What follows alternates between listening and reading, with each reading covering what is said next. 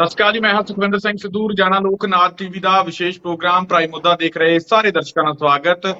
Programme ਦੇ ਵਿੱਚ ਲੈ ਕੇ ਹਾਜ਼ਰ ਹਾਂ ਪੰਜਾਬ ਦੀ ਸਿਆਸਤ ਦੇ ਨਾਲ ਜੁੜਿਆ ਕੁਝ ਪ੍ਰਾਈਮ ਮੁੱਦੇ। ਗੱਲਬਾਤ ਕਰਾਂਗੇ ਕਿ ਸਭ ਤੋਂ ਪਹਿਲਾਂ ਅੱਜ ਬਰਗਾੜੀ ਮੋਰਚੇ ਤੇ ਵੱਡਾ ਇਕੱਠ ਹੋਣਾ ਸੀ। ਸਰਕਾਰ ਦੀ ਮੁਸੀਬਤ ਦੇ ਵਿੱਚ ਵਾਧਾ ਜਿਹੜਾ ਅਸੀਂ ਸਵੇਰ ਦੇ ਪ੍ਰੋਗਰਾਮ ਦੇ ਵਿੱਚ ਗੱਲਬਾਤ ਕੀਤੀ ਸੀ, ਹੁਣ ਉੱਥੇ ਜਿਹੜਾ ਇਕੱਠ ਹੋਇਆ ਸੀ ਉਹਦੇ ਵਿੱਚੋਂ ਫੈਸਲਾ ਕੀ ਲਿਆ ਗਿਆ ਉਸ ਤੇ ਅਸੀਂ ਗੱਲਬਾਤ ਜਿਹੜੀ ਆ ਕਰਾਂਗੇ। ਤੁਹਾਨੂੰ ਦੱਸਾਂਗੇ ਕਿ ਬਰਗਾੜੀ ਮੋਰਚੇ ਦੇ ਵੱਲੋਂ ਕੀ ਫੈਸਲਾ ਲਿਆ ਗਿਆ, ਕੀ ਕੁਝ ਐਲਾਨ ਉਹਨਾਂ ਦੇ ਵੱਲੋਂ ਕੀਤੇ ਗਏ ਨੇ। ਤਾਂ ਉਧਰ ਮੰਤਰੀ ਨੂੰ ਸਿਹਤ ਮੰਤਰੀ ਜਿਹੜੇ ਕੇਤਨ ਸਿੰਘ ਜੌੜਾ ਮਾਜਰਾ, ਜਿਨ੍ਹਾਂ ਦੇ ਕੁਝ ਦਿਨਾਂ ਤੋਂ ਜਿਹੜੇ ਆ ਵਿਵਾਦ ਚੱਲ ਰਿਹਾ ਵੀਸੀ ਦੇ ਨਾਲ, ਤਾਂ ਉਸ ਪੂਰੇ ਮਾਮਲੇ ਦੇ ਵਿੱਚ ਹੁਣ IMA ਦੇ ਵੱਲੋਂ, ਇੰਡੀਅਨ ਮੈਡੀਕਲ ਐਸੋਸੀਏਸ਼ਨ ਦੇ ਵੱਲੋਂ ਜਿਹੜਾ ਇੱਕ ਵੱਡਾ ਐਲਾਨ ਕਰ ਦਿੱਤਾ ਗਿਆ। ਮੰਤਰੀ ਦੇ ਅਸਤੀਫੇ ਦੀ ਮੰਗ ਕੀਤੀ ਗਈ ਹੈ ਤੇ ਜੇ ਉਹਨਾਂ ਨੇ ਕਿਹਾ ਕਿ ਮੰਤਰੀ ਦਾ ਅਸਤੀਫਾ ਨਾ ਲਿਆ ਗਿਆ ਤਾਂ ਕੀ ਕੁਝ ਅੱਗੇ ਕਰਨਗੇ, ਤਾਂ ਕੀ ਅਜਿਹੇ ਦੇ ਵਿੱਚ ਭਗਵੰਤ ਮਾਨ ਆਪਣੇ ਮੰਤਰੀ ਤੋਂ ਅਸਤੀਫਾ ਲੈਣਗੇ ਜਾਂ ਨਹੀਂ ਲੈਣਗੇ, ਇਸ ਤੇ ਗੱਲਬਾਤ ਜਿਹੜੀ ਆ ਉਹ ਅਸੀਂ ਕਰਾਂਗੇ। ਸਭ ਤੋਂ ਪਹਿਲਾਂ ਸਾਡੇ ਨਾਲ ਗੈਸਟ ਦੇ ਤੌਰ ਤੇ, ਮਹਿਮਾਨ ਦੇ ਤੌਰ ਤੇ ਜੁੜੇ ਹੋਏ ਪ੍ਰੋਫੈਸਰ ਮਨਜੀਤ ਸਿੰਘ ਅਣਖੀ ਸਾਹਿਬ ਦਾ ਸਵਾਗਤ ਕਰ ਲੈਂਦੇ ਆ, ਫਿਰ ਪ੍ਰੋਗਰਾਮ ਦੀ ਸ਼ੁਰੂਆਤ ਕਰਦੇ ਹਾਂ। ਅਣਖੀ ਸਾਹਿਬ, ਸਵਾਗਤ ਹੈ ਪ੍ਰੋਗਰਾਮ ਦੇ ਵਿੱਚ। ਬਹੁਤ ਬਹੁਤ ਸ਼ੁਕਰੀਆ ਸੁਖਵਿੰਦਰ ਜੀ। ਅਣਖੀ ਸਾਹਿਬ, ਸ਼ੁਰੂਆਤ ਜਿਹੜੀ ਹੈ ਆਪਾਂ ਅਹਿਮ ਮੁੱਦੇ ਦੇ ਨਾਲ ਜੁੜੀ ਹੋਈ ਕਰਦੇ ਹਾਂ। ਪੰਜਾਬੀਅਤ ਦੇ ਨਾਲ ਜੁੜਿਆ ਇਹ ਮੁੱਦਾ, ਹਰ ਸਿੱਖ, ਹਰ ਗੁਰੂ ਗ੍ਰੰਥ ਸਾਹਿਬ ਨੂੰ ਮੰਨਣ ਵਾਲੇ ਵਿਅਕਤੀ ਦੀਆਂ ਭਾਵਨਾਵਾਂ ਦੇ ਨਾਲ ਜੁੜਿਆ ਜਿਹੜਾ ਮੁੱਦਾ, ਉਹ ਆਪਾਂ ਛੂਹਣ ਦੀ ਕੋਸ਼ਿਸ਼ ਕਰਾਂਗੇ। ਬਰਗਾੜੀ ਮੋਰਚੇ ਤੇ ਅੱਜ ਵੱਡਾ ਇਕੱਠ ਹੋਣਾ ਸੀ ਕਿਉਂਕਿ ਜਿਹੜੀ ਆਮ ਆਦਮੀ ਪਾਰਟੀ ਦੀ ਸਰਕਾਰ ਸੀ, ਆਪਾਂ ਪਿਛਲੇ ਪ੍ਰੋਗਰਾਮ ਦੇ ਵਿੱਚ, ਸਵੇਰ ਦੇ ਪ੍ਰੋਗਰਾਮ ਦੇ ਵਿੱਚ ਦੱਸ ਚੁੱਕੇ ਹਾਂ ਕਿ 7 ਸਾਲਾਂ ਤੋਂ ਇਨਸਾਫ ਨਹੀਂ ਮਿਲਿਆ। ਫਿਰ ਆਮ ਆਦਮੀ ਪਾਰਟੀ ਕਹਿੰਦੀ 24 ਘੰਟੇ 'ਚ ਇਨਸਾਫ ਕਰਾਂਗੇ। 24 ਘੰਟੇ ਲੰਘ ਗਏ, 3 ਮਹੀਨੇ ਦਾ ਸਮਾਂ ਮੰਗ ਲਿਆ, ਉਹ ਵੀ ਲੰਘ ਗਿਆ। 15 ਦਿਨਾਂ ਦਾ ਹੋਰ ਸਮਾਂ ਮੰਗ ਲਿਆ, ਉਹ ਵੀ ਲੰਘ ਗਿਆ। ਫਿਰ 6 ਮਹੀਨੇ ਦਾ ਹੋਰ ਸਮਾਂ ਮੰਗਿਆ ਜਾ ਰਿਹਾ ਸੀ, ਪਰ ਸਮਾਂ ਨਹੀਂ ਸੀ ਦਿੱਤਾ ਗਿਆ। ਤਾਂ ਹੁਣ ਵੱਡਾ ਇਕੱਠ ਅੱਜ ਉੱਥੇ ਕੀਤਾ ਗਿਆ ਸੀਗਾ ਬਰਗਾੜੀ ਦੇ ਵਿੱਚ, ਤੇ ਉਹਨਾਂ ਨੇ ਕੁਝ ਵੱਡੇ ਐਲਾਨ ਕਰਨੇ ਸੀ। ਅਗਲਾ ਜਿਹੜਾ ਪਲਾਨ ਕੀ ਹੈ, ਉਹ ਜਿਹੜਾ ਸਾਧਨਾ ਸੀਗਾ। ਤਾਂ ਹੁਣ ਕੀ ਉੱਥੇ ਫੈਸਲੇ ਹੋਏ ਆ? ਕੀ ਸਰਕਾਰ ਦੀਆਂ ਮੁਸੀਬਤਾਂ ਦੇ ਵਿੱਚ ਵਾਧਾ ਹੋਇਆ, ਜਾਂ ਫਿਰ ਸਰਕਾਰ ਨੇ ਉਹਨਾਂ ਨੂੰ ਸੰਤੁਸ਼ਟ ਕਰ ਲਿਆ, ਜਾਂ ਕੀ ਕੁਝ ਜਿਹੜੀ ਗੱਲਬਾਤ? ਅਣਖੀ ਸਾਹਿਬ, ਤੁਸੀਂ ਸਾਨੂੰ ਦੱਸੋ ਕਿ ਬਰਗਾੜੀ ਮੋਰਚੇ ਦੇ ਵਿੱਚ ਕੀ ਕੁਝ ਗੱਲਾਂ ਬਾਤਾਂ ਹੋਈਆਂ। ਸੁਖਵਿੰਦਰ ਜੀ, ਅੱਜ ਦਾ ਦਿਨ ਖਾਸ ਤੌਰ ਤੇ ਬਰਗਾੜੀ ਮੋਰਚੇ ਦੇ ਸੰਬੰਧ ਵਿੱਚ ਪੰਜਾਬ ਸਰਕਾਰ ਵਾਸਤੇ ਬੜਾ ਗੰਭੀਰ ਤੇ ਮੁਸ਼ਕਲਾਂ ਭਰਿਆ ਦਿਨ ਸੀ, ਕਿਉਂਕਿ ਜਿਸ ਤਰੀਕੇ ਨਾਲ ਅੱਜ ਸਿੱਖ ਜਥੇਬੰਦੀਆਂ ਜਾਂ ਹੋਰ ਪੰਥਕ ਧਿਰਾਂ ਨੇ ਉੱਥੇ ਇਕੱਠਾ ਹੋ ਕੇ ਇਕੱਠ ਦੇ ਰੂਪ ਦੇ ਵਿੱਚ ਕੁਝ ਫੈਸਲੇ ਕਰਦੇ ਸਨ, ਉਹਨਾਂ ਫੈਸਲਿਆਂ ਦੇ ਉੱਤੇ ਪੰਜਾਬ ਸਰਕਾਰ ਦੀ ਨਜ਼ਰ ਵੀ ਸੀ, ਪੰਜਾਬ ਦੇ ਲੋਕਾਂ ਦੀ ਨਜ਼ਰ ਵੀ ਸੀ, ਤੇ ਸਾਰੀਆਂ ਪਾਰਟੀਆਂ ਦੀ ਨਜ਼ਰ ਵੀ ਸੀ। ਇਸੇ ਹੀ ਕਾਰਨ 31 ਜਿਹੜੀ ਜੁਲਾਈ ਅੱਜ ਦਾ ਦਿਨ ਕਾਫੀ ਮਹੱਤਵਪੂਰਨ ਸਮਝਿਆ ਜਾ ਰਿਹਾ ਸੀ। ਅੱਜ ਦਾ ਦਿਨ ਅਗਰ ਵੇਖਿਆ ਜਾਵੇ ਤਾਂ ਪੰਜਾਬ ਸਰਕਾਰ ਵਾਸਤੇ ਜਾਂ ਕੇਂਦਰ ਸਰਕਾਰ ਵਾਸਤੇ ਵੀ ਬੜਾ ਮੁਸ਼ਕਲਾਂ ਭਰਿਆ ਰਿਹਾ, ਕਿਉਂਕਿ ਕਿਸਾਨ ਜਥੇਬੰਦੀਆਂ ਵੱਲੋਂ ਵੀ ਅੱਜ ਵੱਖ-ਵੱਖ ਸਥਾਨਾਂ ਤੇ ਜਿਹੜੀਆਂ ਰੇਲ ਰੋਕੋ ਅੰਦੋਲਨ ਕੀਤਾ ਗਿਆ। ਉਹ ਰੇਲਾਂ ਜਿਹੜੀਆਂ 11 ਵਜੇ ਤੋਂ ਲੈ ਕੇ 3 ਵਜੇ ਤੱਕ ਟ੍ਰੇਨਾਂ ਜਿਹੜੀਆਂ ਡੱਕੀਆਂ ਗਈਆਂ। ਖੈਰ, ਪ੍ਰਸ਼ਨ ਤੁਸੀਂ ਮੈਨੂੰ ਬਰਗਾੜੀ ਮੋਰਚੇ ਦਾ ਪੁੱਛਿਆ।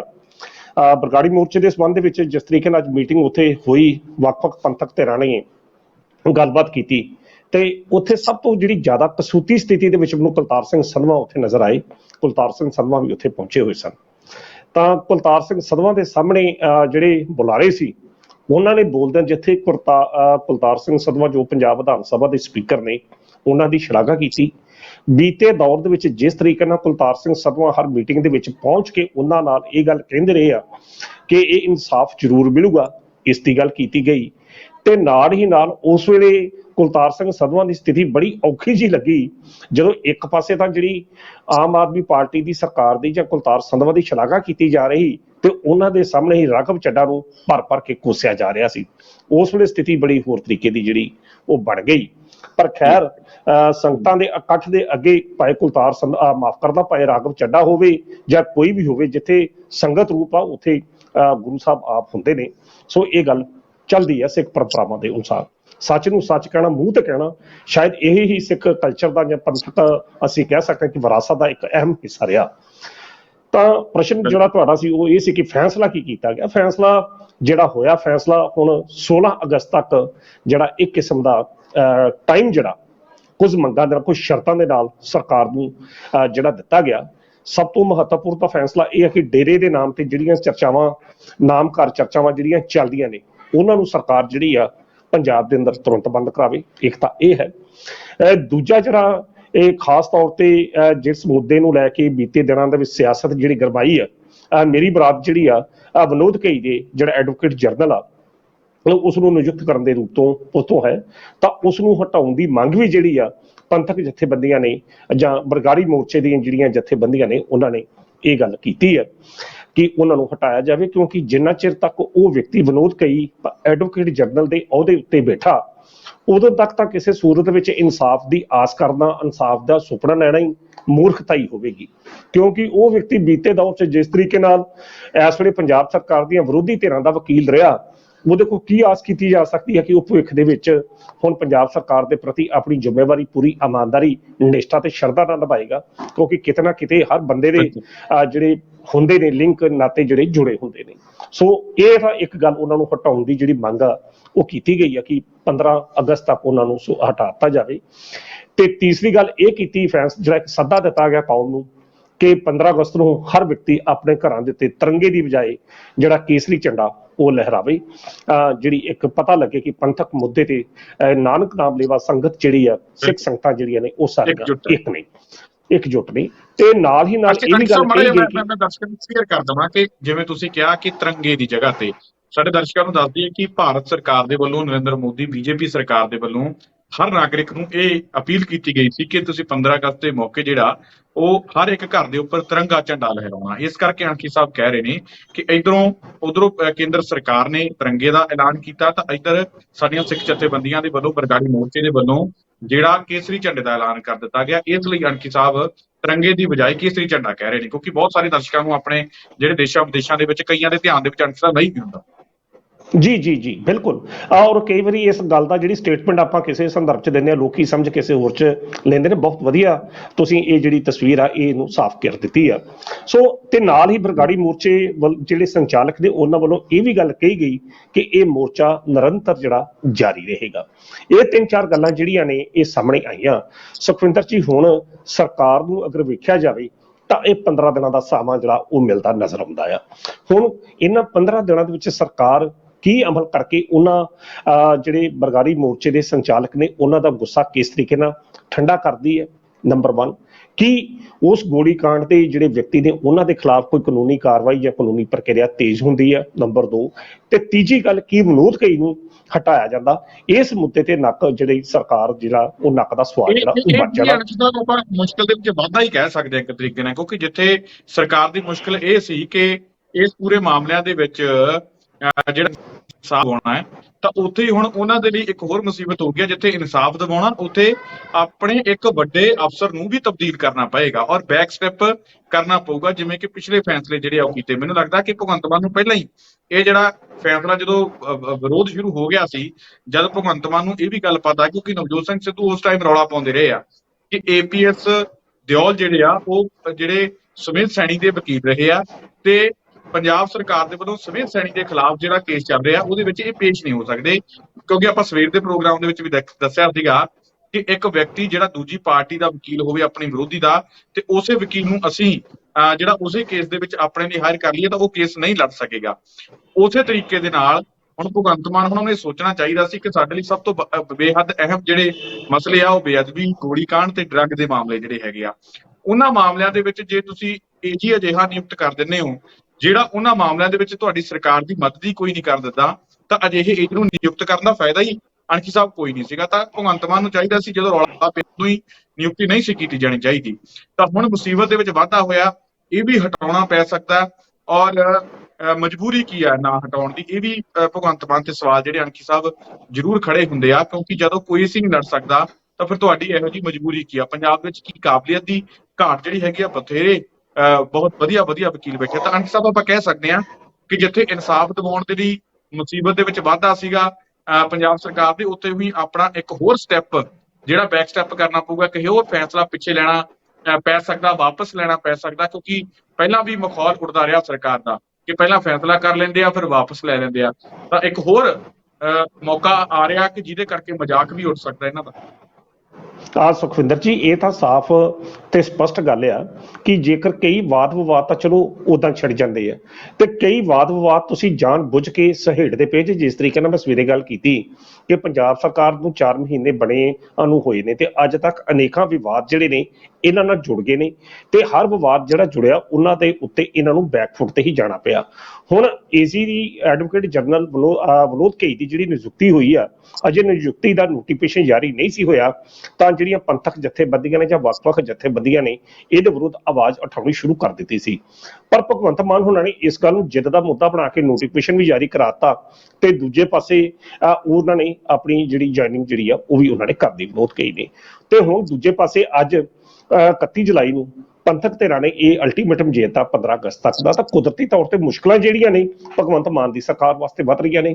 ਹੁਣ ਪਤਾ ਨਹੀਂ ਇਹਦੇ ਪਿੱਛੇ ਸਾਜ਼ਿਸ਼ ਜਿਹੜੀ ਆ ਕਿਸਦੀ ਆ, ਕਿ ਜਾਣ ਬੁੱਝ ਕੇ ਅਜਿਹੀਆਂ ਗੱਲਾਂ ਭਗਵੰਤ ਮਾਨ ਕੋ ਕਰਾਈਆਂ ਜਾ ਰਹੀਆਂ ਜਿਸ ਦੇ ਨਾਲ ਭਗਵੰਤ ਮਾਨ ਦੇ ਪ੍ਰਤੀ ਲੋਕਾਂ ਦਾ ਮੋਹ ਭੰਗ ਹੋ ਜੇ, ਤੇ ਜਿਹੜੀ ਉੱਪਰ ਦੀ ਜਿਹੜੀ ਕਲਾਸ ਹੈਗੀ ਆ ਦਿੱਲੀ ਦਰਬਾਰ, ਉਹ ਇਸ ਮੁੱਦੇ ਨੂੰ ਸਹਾਰਾ ਬਣਾ ਕੇ ਵਾਅਦਾ ਕਰਦਾ ਕਿ ਤੁਹਾਡੇ ਕੋਲ ਪੰਜਾਬ ਦੇ ਲੋਕ ਜਾਂ ਪੰਜਾਬ ਦੀ ਜਿਹੜੀ ਸੁਸਾਇਟੀ ਆ ਉਹ ਸੈਟੀਸਫਾਈ ਨਹੀਂ ਹੋ ਰਹੀ। ਇਹ ਵੀ ਇੱਕ ਚਾਲ ਹੋ ਸਕਦੀ ਹੈ ਕਿ ਜਾਣ ਬੁੱਝ ਕੇ ਆਪਣੇ ਹੀ ਉਸ ਬੰਦੇ ਨੂੰ ਡੀਫੇਮ ਕਰ ਦੋ ਜਿਹੜਾ ਬੰਦਾ ਅੱਗੇ ਲਾਇਆ, ਕਿਉਂਕਿ ਜ਼ਿੰਮੇਵਾਰੀ ਸੁਖਵਿੰਦਰ ਜੀ ਜਿਹੜੀ ਹੋਣੀ ਆ ਉਹ ਪੰਜਾਬ ਦੇ ਮੁੱਖ ਮੰਤਰੀ ਦੀ ਹੋਣੀ ਆ, ਕਰਾਉਣ ਵਾਲੇ ਬੰਦੇ ਹੋਰ ਦੇ। ਜੇਕਰ ਇਸ ਮੁੱਦੇ ਨੂੰ ਲੈ ਕੇ ਪੰਜਾਬ ਦੀਆਂ ਪੰਥਕ ਧਿਰਾਂ ਨਾਰਾਜ਼ ਹੁੰਦੀਆਂ ਨੇ ਜਾਂ ਕੋਈ ਮੋਰਚੇ ਨੂੰ ਵਿੱਚ ਹੋਰ ਤੇਜ਼ੀ ਲਿਆਉਂਦੇ ਨੇ, ਤਾਂ ਉਹਦਾ ਸਾਰਾ ਨਜ਼ਲਾ ਜਿਹੜਾ ਆ ਉਹ ਭਗਵੰਤ ਮਾਨ ਤੇ ਡਿੱਗਦਾ। ਤੇ ਦੂਜੇ ਪਾਸੇ ਜਿਹੜੇ ਇਸ ਪਰਦੇ ਦੇ ਪਿੱਛੇ ਲੋਕ ਜਿਨ੍ਹਾਂ ਨੇ ਇਹ ਨਿਯੁਕਤੀ ਕਰਵਾਈ ਹੋਗੀ ਉਹਨਾਂ ਨੂੰ ਕੋਈ ਫਰਕ ਨਹੀਂ ਪੈਂਦਾ। ਵਿਨੋਦ ਘਈ ਜਾਂਦੇ ਨੇ, ਨਹੀਂ ਜਾਂਦੇ, ਭਗਵੰਤ ਮਾਨ ਜਾਂਦੇ ਨੇ ਪਰ ਨਹੀਂ ਜਾਂਦੇ। ਪਰ ਭਗਵੰਤ ਮਾਨ ਦੀ ਜਿਹੜੀ ਸਥਿਤੀ ਆ ਆਪਣੇ ਆਪ ਹੀ ਪੰਜਾਬ ਦੇ ਲੋਕਾਂ ਦੇ ਵਿੱਚ ਕਮਜ਼ੋਰ ਹੋ ਜਾਣੀ ਆ। ਸ਼ਾਇਦ ਆਮ ਆਦਮੀ ਪਾਰਟੀ ਦੀ ਹਾਈਕਮਾਨ ਇਹੋ ਹੀ ਚਾਹੁੰਦੀ ਹੋਵੇ, ਜਾਣ ਬੁੱਝ ਕੇ ਇਹੋ ਜਿਹੀ ਨਿਯੁਕਤੀ ਕੀਤੀ ਗਈ ਹੋਵੇ ਕਿ ਜਿਹਦੇ ਨਾਲ ਇਹੋ ਜਿਹੇ ਹਾਲਾਤ ਬਣ ਜਾਣ ਕਿ ਜਿਹੜੇ ਭਗਵੰਤ ਮਾਨ ਵਾਸਤੇ ਵੀ ਸੰਭਾਲਣੇ ਜਿਹੜੇ ਔਖੇ ਹੋ ਜਾਣ। ਬਹੁਤ ਕੁਝ ਰਾਜਨੀਤੀ ਦੇ ਪਰਦੇ ਦੇ ਪਿੱਛੇ ਅਜਿਹਾ ਹੁੰਦਾ ਆਇਆ, ਚਾਹੇ ਕਾਂਗਰਸ ਦੀ ਸਰਕਾਰ ਦੇ ਵਿੱਚ ਤੇ ਚਾਹੇ ਚਰਨਜੀਤ ਸਿੰਘ ਚੰਨੀ ਦੇ ਸਰਕਾਰ ਦੇ ਵਿੱਚ। ਸਭ ਕੁਝ ਪਰਦੇ ਦੇ ਉੱਤੇ ਜੋ ਦਿਖਾਈ ਦੇ ਰਿਹਾ ਹੁੰਦਾ ਉਹ ਸਭ ਕੁਝ ਅੱਛਾ ਨਹੀਂ ਹੁੰਦਾ, ਉਲਟਾ ਉਸਦੇ ਪਿੱਛੇ ਹੋ ਰਿਹਾ ਹੁੰਦਾ। ਮੈਨੂੰ ਇਸ ਤਰ੍ਹਾਂ ਲੱਗਦਾ ਕਿ ਇਹ ਜਿਹੜੀ ਨਿਯੁਕਤੀ ਹੋਈ ਹੈ, ਜਿਸ ਤਰੀਕੇ ਨਾਲ ਤੁਸੀਂ ਇੱਕ ਪੁਆਇੰਟ ਵਰਤਿਆ ਕਿ ਪੰਜਾਬ 'ਚ ਬਹੁਤ ਸਾਰੇ ਕਾਬਲ ਵਕੀਲ ਨੇ, ਕਿਸੇ ਨੂੰ ਵੀ ਐਡਵੋਕੇਟ ਜਨਰਲ ਦਾ ਅਹੁਦਾ ਦਿੱਤਾ ਜਾ ਸਕਦਾ, ਪਰ ਜਦੋਂ ਪਤਾ ਕਿ ਪੰਜਾਬ ਦੇ ਵਿੱਚ ਇਸ ਮੁੱਦੇ ਨੂੰ ਲੈ ਕੇ ਲੋਕ ਮਰਨ ਮਰਾਉਣ ਤੱਕ ਤਿਆਰ ਹੋ ਜਾਂਦੇ ਨੇ, ਬੇਅਦਬੀ ਦੇ ਮੁੱਦੇ ਨੂੰ ਲੈ ਕੇ, ਇਨਸਾਫ ਨੂੰ ਲੈਣ ਤੇ ਕਿਸ ਤਰੀਕੇ ਨਾਲ ਅਕਾਲੀ ਸਰਕਾਰ ਦੇ ਮੰਤਰੀ ਜਾਨਾਂ ਬਚਾ ਕੇ ਭੱਜਦੇ ਨੇ, ਤੇ ਉਹੋ ਜਿਹੇ ਮੁੱਦੇ ਉੱਤੇ ਤੁਸੀਂ ਉਸ ਵਕੀਲ ਨੂੰ ਹੀ ਨਿਯੁਕਤ ਐਡਵੋਕੇਟ ਜਨਰਲ ਕਰ ਦਿੰਦੇ ਜੇ, ਕਿ ਜਿਹੜਾ ਵਕੀਲ ਉਸ ਸਮੇਂ ਉਸ ਧਿਰ ਦਾ ਰਿਹਾ, ਤੇ ਇਹਦੇ ਬਾਵਜੂਦ ਲੋਕਾਂ ਦਾ ਵਿਰੋਧ ਵੀ ਹੋ ਰਿਹਾ, ਤੇ ਇਸ ਦੇ ਬਾਵਜੂਦ ਤੁਸੀਂ ਲੋਕਾਂ ਦੀ ਗੱਲ ਸੁਣਨ ਨੂੰ ਤਿਆਰ ਨਹੀਂ ਜੇ, ਜਿੱਦ ਦਾ ਮੁੱਦਾ ਬਣਾ ਦਿੰਦੇ ਜੇ। ਮੈਨੂੰ ਨਹੀਂ ਲੱਗਦਾ ਕਿ ਐਡਵੋਕੇਟ ਜਨਰਲ ਦੀ ਨਿਯੁਕਤੀ ਦੇ ਮਸਲੇ ਦੇ ਵਿੱਚ ਭਗਵੰਤ ਸਿੰਘ ਮਾਨ ਦੀ ਕੁਝ ਚੱਲੀ ਹੋਵੇ। ਅੱਜ ਜਿਸ ਤਰੀਕੇ ਨਾਲ ਸਨਾਮ ਵਿਖੇ ਜਾਂ ਸੰਗਰੂਰ ਵਿਖੇ ਜਿਸ ਤਰੀਕੇ ਦੇ ਉਹਨਾਂ ਦੇ ਲੋਕ ਪੱਖੀ ਭਾਸ਼ਣ ਜਿਹੜੇ ਸੁਣਨ ਨੂੰ ਮਿਲੇ ਆ, ਸ਼ਾਇਦ ਇਹ ਭਾਸ਼ਣ ਤੇ ਦੂਜੇ ਪਾਸੇ ਨਿਯੁਕਤੀ ਦੇ ਮੁੱਦੇ ਨੂੰ ਲੈ ਕੇ ਉਹਨਾਂ ਦੀ ਪਰਸਨੈਲਿਟੀ ਦੇ ਵਿੱਚ ਬੜਾ ਫਰਕ ਆ ਰਿਹਾ। ਸੁਖਵਿੰਦਰ ਜੀ, ਇੱਕ ਬੰਦਾ ਪੰਜਾਬ ਦੇ ਵੱਖ-ਵੱਖ ਮੁੱਦਿਆਂ ਦੀ ਗੱਲ ਕਰਦਾ, ਦੂਜੇ ਪਾਸੇ ਨਿਯੁਕਤੀ ਦੇ ਮਸਲੇ ਤੇ ਉਹ ਬੰਦਾ ਬਿਲਕੁਲ ਚੁੱਪ ਆ। ਮੈਨੂੰ ਇਸ ਤਰ੍ਹਾਂ ਲੱਗਦਾ ਕਿ ਸ਼ਾਇਦ ਇਹਦੇ ਪਿੱਛੇ ਪਰਦੇ ਦੇ ਪਿੱਛੇ ਕੋਈ ਉਂਗਲਾ ਹੋਰ ਦਚਾਉਣ ਵਾਲਾ ਆ, ਕਿ ਹਾਂ ਜੋ ਅਜਿਹੀ ਸਥਿਤੀ ਭਗਵੰਤ ਸਿੰਘ ਮਾਨ ਵਾਸਤੇ ਪੈਦਾ ਕਰ ਦਿੱਤੀ ਜਾਵੇ ਕਿ ਜਿਹੜੇ ਕੱਲ੍ਹ ਨੂੰ ਜੇਕਰ ਇਸ ਨੂੰ ਬਦਲਣਾ ਵੀ ਪਵੇ, ਜਿਸ ਤਰੀਕੇ ਨਾਲ ਆਮ ਗੱਲਾਂ ਚੱਲਦੀਆਂ ਨੇ, ਕੁਝ ਵੀ ਬਹੁਤ ਕੁਝ ਰਾਜਨੀਤੀ ਦੇ ਖੇਤਰ ਦੇ ਵਿੱਚ ਆਪਣੇ ਸੁਖਵਿੰਦਰ ਜੀ ਵੇਖਦੇ ਆਏ ਹੁੰਦਾ ਵੀ ਹੈ ਜੀ। ਬਿਲਕੁਲ ਬਿਲਕੁਲ। ਕੈਪਟਨ ਅਮਰਿੰਦਰ ਸਿੰਘ ਵਰਗਾ ਘਾਗ ਲੀਡਰ ਜਿਹਦੇ ਬਾਰੇ ਕਦੇ ਸੋਚਿਆ ਨਹੀਂ ਸੀ ਜਾ ਸਕਦਾ, ਉਹ ਤੇ ਵੀ ਜਿਹੜੀ ਗੇਮ ਅਣਖੀ ਸਾਹਿਬ ਉਹ ਪੈ ਗਈ ਸੀ, ਜਿੱਥੇ ਰਾਜਨੀਤੀ ਦਾ ਮਤਲਬ ਹੀ ਇਹੀ ਹੈ, ਜਿਹੜਾ ਨਾਮੁਮਕਿਨ ਲੱਗਦਾ ਉਹ ਮੁਮਕਿਨ ਜਿਹੜਾ ਉਹ ਹੋ ਜਾਂਦਾ ਹੈ। ਤਾਂ ਇੱਥੇ ਕੁਝ ਵੀ ਜਿਹੜਾ ਸੰਭਵ ਹੋ ਸਕਦਾ ਰਾਜਨੀਤੀ ਦੇ ਵਿੱਚ, ਕੋਈ ਵੀ ਕਿਸੇ ਦਾ ਸਕਾ ਨਹੀਂ ਹੈ। ਤਾਂ ਅਣਖੀ ਸਾਹਿਬ, ਆਪਾਂ ਅਗਲੀ ਖਬਰ ਦੀ ਜਿਹੜੀ ਗੱਲਬਾਤ ਕਰ ਲੈਂਦੇ ਹਾਂ। ਵਿਵਾਦ ਬੜਾ ਭਖਿਆ VC ਦਾ, ਸਿਹਤ ਮੰਤਰੀ ਦਾ, ਆਪਾਂ ਵੀ ਉਹ ਤੇ ਗੱਲਬਾਤ ਕਰਕੇ ਹਟੇ ਹਾਂ, ਤੇ ਉਸ ਤੋਂ ਬਾਅਦ ਹੋਰ ਵੀ ਬਹੁਤ ਸਾਰੀਆਂ ਗੱਲਾਂ ਚੱਲਦੀਆਂ ਆ ਰਹੀਆਂ। ਹੁਣ IMA ਜਿਹੜਾ, ਮਾਫ ਕਰਨਾ ਮੈਂ ਫੇਰ ਥੋੜਾ ਜਿਹਾ ਗਲਤ ਕਹਿ ਗਿਆ, IMA ਜਿਹੜਾ ਇੰਡੀਅਨ ਮੈਡੀਕਲ ਐਸੋਸੀਏਸ਼ਨ ਆ ਜਿਹੜੀ, ਉਹਦੇ ਵੱਲੋਂ VC ਦੇ ਹੱਕ ਦੇ ਵਿੱਚ ਸਖਤ ਸਟੈਂਡ ਲੈ ਲਿਆ ਗਿਆ। ਜਿਹੜੇ ਮੰਤਰੀ ਨੇ ਚੇਤਨ ਸਿੰਘ ਜੋੜਾ ਮਾਜਰਾ, ਉਹਨਾਂ ਦੇ ਵਿਰੋਧ ਦੇ ਵਿੱਚ ਸਖਤ ਸਟੈਂਡ ਲੈ ਲਿਆ ਗਿਆ। ਕੀ ਕੁਝ ਕਹਿੰਦੇ ਨੇ, ਕਹਿੰਦੇ ਕਿ ਮੰਤਰੀ ਦਾ ਜਿਹੜਾ ਅਸਤੀਫਾ ਮੰਗ ਰਹੇ ਨੇ, ਤੇ ਚੇਤਾਵਨੀ ਦਿੱਤੀ ਹੈ ਕਿ ਜੇਕਰ ਮੰਤਰੀ ਤੇ ਕੋਈ ਕਾਰਵਾਈ ਨਾ ਹੋਈ ਤਾਂ ਅਸੀਂ ਜਿਹੜਾ ਹੜਤਾਲ ਕਰ ਦਾਂਗੇ। ਤਾਂ ਕੀ ਭਗਵੰਤ ਮਾਨ ਤੇ ਇਸ ਤਰੀਕੇ ਨਾਲ ਪ੍ਰੈਸ਼ਰ ਬਣ ਜਾਊਗਾ ਜਿਹਦੇ ਕਰਕੇ ਭਗਵੰਤ ਮਾਨ ਜਿਹੜੇ ਆ ਉਸ ਮੰਤਰੀ ਤੇ ਕਾਰਵਾਈ ਕਰਨਗੇ? ਔਰ ਦੂਜੇ ਪਾਸੇ ਅਣਖੀ ਸਾਹਿਬ, ਗੱਲ ਥੋੜੀ ਜਿਹੀ ਇਹ ਵੀ ਦੱਸਿਓ ਕਿ ਐਡੀ ਗੱਲਬਾਤ ਹੈ ਕਿ ਮੰਤਰੀ ਤੇ ਕਾਰਵਾਈ ਕੀਤੀ ਜਾਣੀ ਚਾਹੀਦੀ ਹੈ? ਸੁਖਵਿੰਦਰ ਜੀ, ਤੁਸੀਂ ਮੈਨੂੰ ਪਹਿਲਾਂ ਇਹ ਪੁੱਛੋ ਕਿ ਮੈਂ ਇੰਡੀਅਨ ਮੈਡੀਕਲ ਐਸੋਸੀਏਸ਼ਨ ਦੇ ਰੋਲ ਦੀ ਗੱਲ ਕਰਾਂ ਜਾਂ ਮੰਤਰੀ ਦੇ ਵੱਲੋਂ ਕੀਤੇ ਵਿਹਾਰ ਦੀ ਗੱਲ ਕਰਾਂ ਤੇ ਜਾਂ ਮੈਂ ਵਾਈਸ ਚਾਂਸਲਰ ਦੀ ਗੱਲ ਕਰਾਂ, ਕਿਉਂਕਿ ਤਿੰਨਾਂ ਦੇ ਜੇ ਮੈਂ ਰੂਲ ਦੀ ਗੱਲ ਕਰਦਾ ਤਾਂ ਅਲੱਗ-ਅਲੱਗ ਗੱਲ ਕਰਾਂਗਾ ਤਾਂ ਤੁਹਾਨੂੰ ਗੱਲ ਮੇਰੇ ਦਰਸ਼ਕਾਂ ਨੂੰ ਜਿਹੜੀ ਸਪਸ਼ਟ ਆ ਜੂਗੀ। ਇੰਡੀਅਨ ਮੈਡੀਕਲ ਐਸੋਸੀਏਸ਼ਨ ਨੇ ਅੱਜ ਜਿਸ ਤਰੀਕੇ ਨਾਲ ਐਲਾਨ ਕਰਕੇ ਉੱਥੇ ਕਿਹਾ ਅੱਜ ਮੰਤਰੀ ਦੇ ਖਿਲਾਫ ਕਾਰਵਾਈ ਕੀਤੀ ਜਾਵੇ, ਨਹੀਂ ਤਾਂ ਅਸੀਂ ਇਹ ਕਰ ਦਾਂਗੇ ਉਹ ਕਰ ਦਾਂਗੇ, ਮੈਂ ਸਿਰਫ ਇੰਡੀਅਨ ਮੈਡੀਕਲ ਐਸੋਸੀਏਸ਼ਨ ਦੀ ਉਸ ਦੀ ਗੱਲ ਕਰਨ ਲੱਗਾ ਕਿ ਪੰਜਾਬ ਦੇ ਵਿੱਚ ਗੁਰਦਾ ਸਕੈਂਡਲ ਹੋਇਆ ਸੀ, ਕਿਡਨੀ ਰੈਕਟ ਹੋਇਆ ਸੀ ਅੰਮ੍ਰਿਤਸਰ ਦੇ ਵਿੱਚ। ਬੜੇ ਉਸ ਵਕਤ ਅੰਮ੍ਰਿਤਸਰ ਦੇ ਨਾਮੀ ਡਾਕਟਰ ਜਿਹੜੇ ਸੀ, ਜਿਨ੍ਹਾਂ ਨੂੰ ਲੋਕ ਕਹਿੰਦੇ ਹੁੰਦੇ ਸੀ ਕਿ ਇਹ ਰੱਬ ਵਰਗੇ ਡਾਕਟਰ ਨੇ, ਇਹ ਨੇ ਉਹ ਨੇ, ਉਹ ਬੰਦਾ ਉਸ ਕਿਡਨੀ ਰੈਕਟ ਦੇ ਵਿੱਚ ਫਸ ਗਿਆ। 10-10 ਲੱਖ 20-20 ਲੱਖ ਦੀ ਉਹ ਕਿਡਨੀਆਂ ਵੇਚੀਆਂ ਤੇ ਇੰਡੀਅਨ ਮੈਡੀਕਲ ਐਸੋਸੀਏਸ਼ਨ ਜਿਹੜੀ ਸੀ ਉਹਦੇ ਮਗਰ ਵੀ ਖਲੋਤੀ ਨਜ਼ਰ ਆਈ ਸੀ, ਕਿਉਂਕਿ ਇਹਨਾਂ ਨੇ ਭਾਈ ਭਤੀਜਾਵਾਦ ਆਪਣਾ ਸੱਜਣ ਮਿੱਤਰ ਪਾਲਣੇ ਹੁੰਦੇ। ਐਸੋਸੀਏਸ਼ਨ ਦੇ ਵਿੱਚ ਸਾਰੇ ਉਹ ਡਾਕਟਰ ਹੁੰਦੇ ਨੇ ਜਿਹੜੇ ਕਿਤੇ ਵੀ ਕੰਮ ਕਰਦੇ ਹੋਣ, ਤੇ ਐਸੋਸੀਏਸ਼ਨ ਦਾ ਕੰਮ ਆ ਕਿ ਆਪਣੇ ਉਸ ਵਿਅਕਤੀ ਦੇ ਮਗਰ ਖਲੋਣਾ, ਜਿਹੜਾ ਉਹਦਾ ਮੈਂਬਰ ਹੈਗਾ ਉਹਦਾ ਕੀ ਪਿਛੋਕੜ ਆ ਜਾਂ ਉਸਦਾ ਕਿਹੋ ਜਿਹੀ ਉਹਦੀ ਕਾਰਵਾਈ ਜਾਂ ਕੀ ਨਹੀਂ, ਉਸ ਗੱਲ ਨੂੰ ਨਜ਼ਰ ਅੰਦਾਜ਼ ਕਰਕੇ 67 ਦੇ ਉੱਤੇ ਇੰਡੀਅਨ ਮੈਡੀਕਲ ਐਸੋਸੀਏਸ਼ਨ ਦੀ ਇਹ ਮੀਟਿੰਗਾਂ ਜਿਹੜੀਆਂ ਹੁੰਦੀਆਂ ਰਹੀਆਂ। ਉਹ ਘਟਾਲਾ ਡਾਕਟਰ ਗੋਇਲ ਦਾ ਮੈਂ ਤਾਂ ਦੇ ਰਿਹਾ, ਉਸ ਵਕਤ ਵੀ ਇੰਡੀਅਨ ਮੈਡੀਕਲ ਐਸੋਸੀਏਸ਼ਨ ਨੇ ਬਹੁਤ ਕੁਝ ਇਹੋ ਜਿਹਾ ਕੰਮ ਜਿਹੜਾ ਚੁੱਕਿਆ ਸੀ। ਇਹ ਗੱਲ ਮੈਂ 97-98 ਦੀ ਕਰ ਰਿਹਾ ਤੇ ਫਿਰ ਕੈਪਟਨ ਅਮਰਿੰਦਰ ਸਿੰਘ ਨੇ ਆਣ ਕੇ ਉਹਨੂੰ ਚੁੱਕਿਆ ਉਸ ਡਾਕਟਰ ਨੂੰ, ਤੇ ਉਸ ਵਕਤ ਵੀ ਬੜਾ ਪੰਜਾਬ ਦੇ ਵਿੱਚ ਰੌਲਾ ਜਿਹੜਾ ਉਹ ਪਿਆ ਸੀ। ਖੈਰ ਇਹ ਇੰਡੀਅਨ ਮੈਡੀਕਲ ਐਸੋਸੀਏਸ਼ਨ ਦੀ ਗੱਲ ਆ। ਇੰਡੀਅਨ ਮੈਡੀਕਲ ਐਸੋਸੀਏਸ਼ਨ ਹਮੇਸ਼ਾ ਐਸੋਸੀਏਸ਼ਨਾਂ ਵੱਖ-ਵੱਖ ਜਿਹੜੀਆਂ ਜਥੇਬੰਦੀਆਂ ਵਰਗਾਂ ਦੀਆਂ ਹੁੰਦੀਆਂ ਨੇ, ਉਹਨਾਂ ਨੇ ਆਪਣੇ ਬੰਦੇ ਦੀ ਜਿਹੜੀ ਗੱਲ ਆ ਉਹ ਕਰਨੀ ਹੁੰਦੀ ਹੈ ਤੇ ਕਰਨੀ ਚਾਹੀਦੀ ਵੀ ਆ। ਵੱਖਰੀ ਗੱਲ ਆ ਸਾਡੇ ਪੱਤਰਕਾਰਾਂ ਦੀ ਕੋਈ ਐਸੋਸੀਏਸ਼ਨ ਹੈ ਨਹੀਂ ਆ, ਤਾਂ ਇਹ ਵੀ ਬਣ ਜਾਏ ਤਾਂ ਚਲੋ ਚੰਗੀ ਗੱਲ, ਉਹ ਵੀ ਗੱਲਬਾਤ ਕਰਦੇ ਆ ਕਰਨ।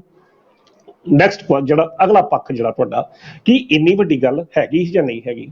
ਸੁਖਵਿੰਦਰ ਜੀ, ਜਦੋਂ ਦਾ ਕੱਲ ਦਾ ਇਹ ਪ੍ਰੋਗਰਾਮ, ਮਾਫ ਕਰਦਾ ਪਰਸੋਂ ਦਾ ਇਹ ਪ੍ਰੋਗਰਾਮ ਚੱਲਿਆ, ਅਸੀਂ ਵੀ ਆਪਣੀ ਇਸ ਚੈਨਲ ਤੇ ਆਪਾਂ ਗੱਲਬਾਤ ਕੀਤੀ, ਵੱਖ-ਵੱਖ ਸੋਸ਼ਲ ਮੀਡੀਆ ਤੇ ਲੋਕਾਂ ਦੀਆਂ ਜਿਹੜੀਆਂ ਵਿਚਾਰ ਨੇ ਅਲੱਗ-ਅਲੱਗ ਆ ਰਹੇ ਆ।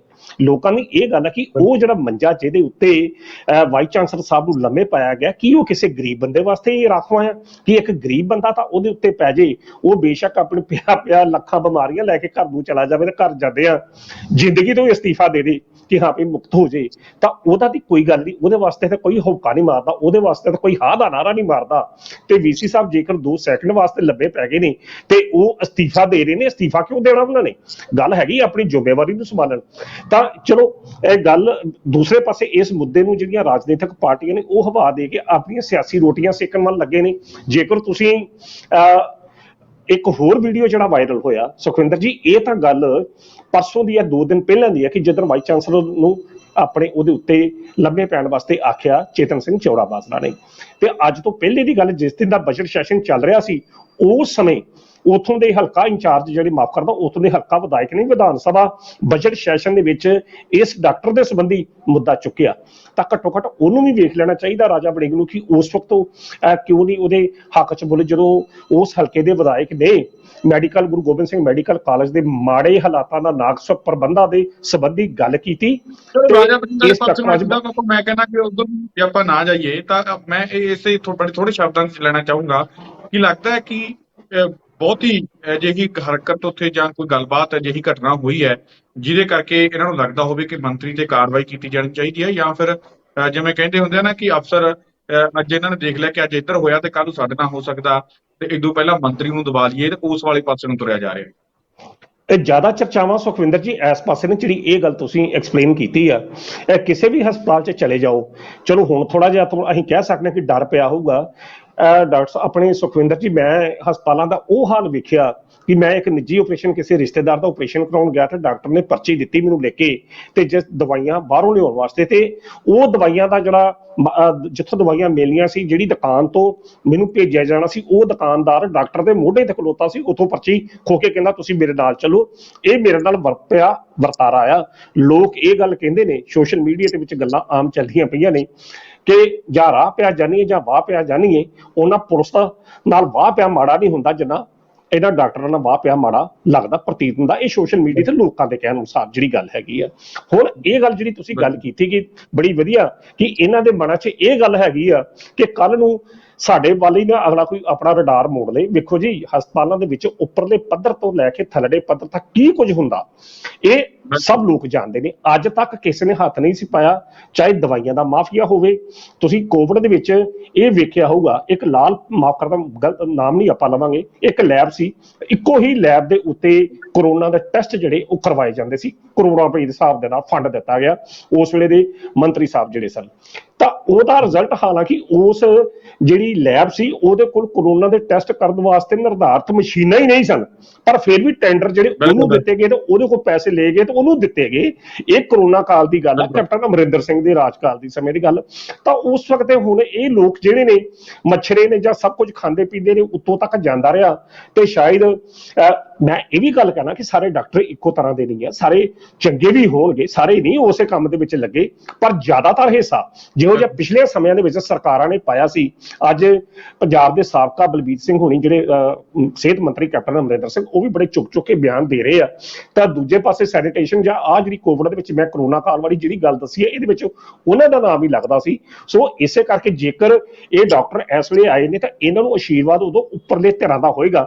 ਹੁਣ ਉਹ ਆਸ਼ੀਰਵਾਦ ਹੈ ਨਹੀਂ ਆ, ਤੇ ਸ਼ਾਇਦ ਇਸੇ ਹੀ ਕਰਕੇ ਉਹਨਾਂ ਨੇ ਆਪਣਾ ਰਡਾਰ ਇਸ ਪਾਸੇ ਮੂੰਹ ਮੋੜ ਲਿਆ ਕਿ ਚਲੋ ਮੰਤਰੀ ਨੂੰ ਦਬਾ ਲਓ, ਇੱਕ ਦਬਾਅ ਪਾਓ ਕਿ ਕੱਲ ਨੂੰ ਇਹ ਮੰਤਰੀ ਜਾਂ ਸਰਕਾਰ ਜਿਹੜੀ ਸਾਡੇ ਖਿਲਾਫ ਕਾਰਵਾਈ ਨਾ ਕਰੇ। ਮੇਰਾ ਨਹੀਂ ਖਿਆਲ ਭਗਵੰਤ ਸਿੰਘ ਮਾਨ ਇਹਦੇ ਤੋਂ ਡਰੂਗਾ ਜਾਂ ਇਸ ਗੱਲ ਤੋਂ ਝੁਕ ਜਾਣਗੇ। ਜੇਕਰ ਇਸ ਤਰੀਕੇ ਨਾਲ ਮੰਤਰੀ ਤੇ ਕਾਰਵਾਈ ਲੱਗੇ ਕਰਨ, ਫਿਰ ਤਾਂ ਭਗਵੰਤ ਮਾਨ ਸਮਝੇ ਕਿ ਫਿਰ ਉਹਦੀ ਸਰਕਾਰ ਵੱਧ ਤੋਂ ਵੱਧ 2 ਮਹੀਨੇ ਹੋਰ ਚੱਲੂਗੀ, ਕਿਉਂਕਿ ਇੱਕ ਵਾਰੀ ਇਹਨਾਂ ਦੇ ਦਬਾਅ ਦੇ ਵਿੱਚ ਬਦਲ ਦਿੱਤਾ, ਕੱਲ ਨੂੰ ਅਧਿਆਪਕ ਜਥੇਬੰਦੀਆਂ ਆ ਜਾਣਗੀਆਂ, ਕੱਲ ਨੂੰ ਬਲਬੀਰ ਸਿੰਘ ਆਪਣੇ ਮਾਫ ਕਰਦਾ ਸੁਖਬੀਰ ਹੋਣੀ ਕੋਈ ਮੁੱਦਾ ਛੇੜ ਦੇਣਗੇ, ਫਿਰ ਤਾਂ ਕੰਮ ਕਦੀ ਕੋਈ ਤੇ ਕਦੇ ਕੋਈ। ਹੁਣ 2 ਵਾਰੀ ਦਾ, ਇੱਕ ਵਾਰੀ ਤਾਂ ਇਹਨਾਂ ਨੇ ਵਿਜੇ ਸਿੰਗਲੇ ਨੂੰ ਬਦਲਤਾ, ਹੁਣ ਚੇਤਨ ਸਿੰਘ ਜੋੜਾ ਫਿਰ ਤੀਜਾ ਬੰਦਾ ਜਿਹੜਾ ਉਹ ਕਰਕੇ ਥੋੜਾ ਜਿਹਾ ਚੱਲਣਾ ਚਾਹੀਦਾ। ਕਿਉਂਕਿ ਦੇਖੋ, ਜਦੋਂ ਕੋਈ ਗੱਲ ਹੁੰਦੀ ਹੈ ਉਦੋਂ ਅਸੀਂ ਕਰਦੇ ਹਾਂ। ਜਦੋਂ ਸ਼ੁਰੂਆਤ ਦੇ ਵਿੱਚ ਛਾਪੇ ਜਿਹੜੇ ਮਾਰੇ ਜਾਂਦੇ ਸੀ, ਉੱਥੇ ਜੋ ਲਹਿਜਾ, ਜੋ ਗੱਲਾਂ ਬਾਤਾਂ ਐਮਐਲਏ ਦੇ ਵੱਲੋਂ ਅਫਸਰਾਂ ਦੇ ਨਾਲ ਕੀਤੀਆਂ ਜਾਂਦੀਆਂ ਸੀ, ਜੋ ਲਹਿਜਾ ਵਰਤਿਆ ਜਾਂਦਾ ਸੀ, ਉਸ ਤੇ ਅਸੀਂ ਵੀ ਜਿਹੜੇ ਉਹ ਰਾਜੀ ਨਹੀਂ ਸੀ। ਪਰ ਚੇਤਨ ਸਿੰਘ ਜੋੜ-ਮਾਜਰਾ ਵਾਲੇ ਮਾਮਲੇ ਦੇ ਵਿੱਚ ਅਜਿਹਾ ਨਹੀਂ ਹੈ ਕੋਈ ਬਹੁਤਾ ਵਿਵਾਦ, ਇਹਨੂੰ ਤੂਲ ਜਿਹੜੀ ਜ਼ਿਆਦਾ ਦਿੱਤੀ ਜਾ ਰਹੀ ਹੈ। ਤੇ ਅੰਕਿਤ ਸਾਹਿਬ, ਤੁਸੀਂ ਸਾਡੇ ਨਾਲ ਪ੍ਰੋਗਰਾਮ ਦੇ ਜੁੜੇ, ਤੁਹਾਡਾ ਬਹੁਤ ਬਹੁਤ ਧੰਨਵਾਦ। ਸੁਖਿੰਦਰ ਜੀ, ਬਹੁਤ ਬਹੁਤ ਸ਼ੁਕਰੀਆ ਜੀ। ਤਾਂ ਇਹ ਸਨ ਪ੍ਰੋਫੈਸਰ ਮਨਜੀਤ ਸਿੰਘ ਅਣਖੀ ਸਾਹਿਬ, ਜਿਨ੍ਹਾਂ ਦੇ ਵੱਲੋਂ ਇਹਨਾਂ ਅਹਿਮ ਖਬਰਾਂ ਤੇ ਸਾਡੇ ਨਾਲ ਗੱਲਬਾਤ ਕੀਤੀ ਗਈ। ਉਮੀਦ ਕਰਦੇ ਹਾਂ ਕਿ ਅਣਖੀ ਸਾਹਿਬ ਦੇ ਨਾਲ ਕੀਤੀ ਗੱਲਬਾਤ ਤੁਹਾਨੂੰ ਜ਼ਰੂਰ ਪਸੰਦ ਆਊ। ਧੰਨਵਾਦ।